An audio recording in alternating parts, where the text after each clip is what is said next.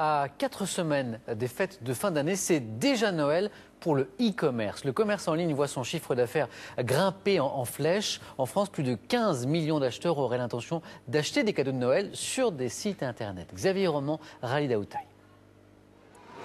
Noël, les grands magasins et leur inévitable cohue. Pour éviter tout cela, Marie-Laure a préféré se lancer à la recherche de la perle rare sur Internet. C'est le cyber-rush avant les fêtes. Un Français sur deux aujourd'hui fait ses achats sur le web. On les appelle les cyberacheteurs. On repère un produit, si on a le temps, on regarde un peu sur les comparateurs et si on peut trouver un meilleur prix, quel est le meilleur prix sur ce produit. Et puis une fois qu'on a un peu fait le tour, on achète, on est livré directement chez soi, on n'a pas à se déplacer. Les internautes sont de plus en plus exigeants. Le shopping sur Internet doit être efficace, rapide. Les sites de comparateurs de prix sont de plus en plus sollicités.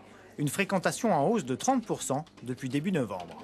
Il veut faire le tri parmi des milliers de sites commerçants en ligne. Les intermédiaires comme le nôtre leur permet de faire ce tri et de rapidement, en quelques clics, accéder à l'offre qui leur convient. Située en région parisienne, cette société a augmenté ses effectifs pour faire face à la demande. À quelques semaines des fêtes de Noël, l'objectif est de livrer tous les produits en temps et en heure. Nous avons en moyenne 3,5 millions de visiteurs tous les mois. Pendant la période de Noël, on passe à plus de 5 millions de visiteurs, donc 40% de plus. On a d'habitude 2000 commandes par jour. Aujourd'hui, on est à peu près à 6000 commandes par jour. Plus de 135 000 produits attendent ici d'être expédiés. Cette année, le e-commerce se prépare à faire un chiffre d'affaires record.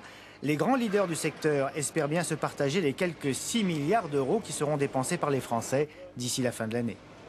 Un mot de football pour vous dire que Brest, le promu brestois, continue de surprendre dans le championnat de Ligue 1.